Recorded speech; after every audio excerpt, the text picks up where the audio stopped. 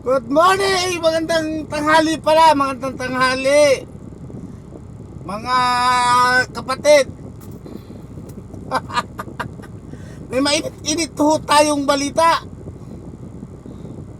Oh, mainit-init pa ho, mainit-init pa.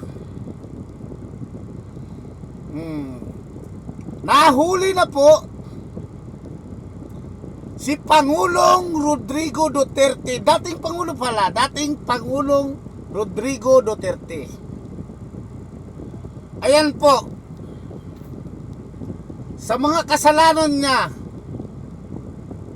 mga pinapatay niya,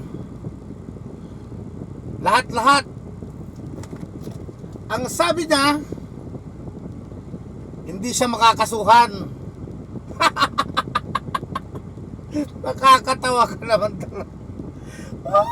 Oh, yung mga taga-suporta ni Duterte dyan, nasaan na kayo?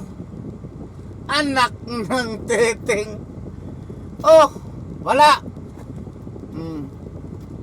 Tang-inang buhay talaga, ano?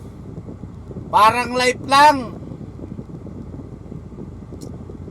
Napakayabang niya dati. Nasaan siya ngayon? Ito, hinuli na po. Hinuli na. Oh, ICC na ho yata ang nagbigay ng warrant of arrest. Kung hindi ICC, warrant of arrest ng Sandigang Bayan dahil po sa mga ginawa niya.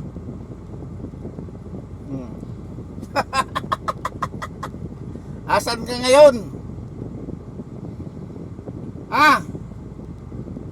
Duterte, yung hambog mo, papakita mo na. Ang daming pinapatay. Isunod nyo na ho si Calvo. Ronald Bato de la Rosa. Sunod nyo na ho yan. Mga mayabang. Anak ka ng teteng. Oh, sa mga supporter ng mga Duterte, anong masasabi nyo?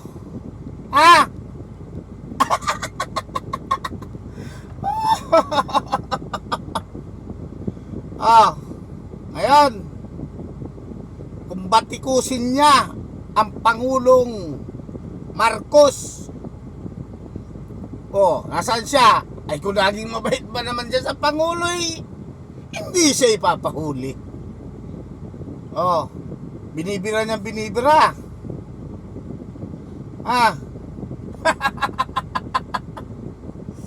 Ay, nako.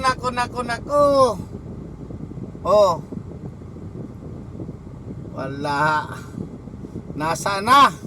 Nasaan na ang mga taga-suporta? Iligtas nyo na ang inyong dating Pangulo.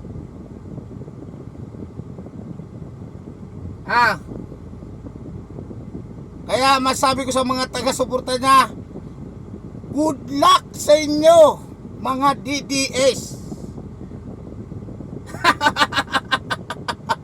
Anak ka ng teteng. Okay ba kayo?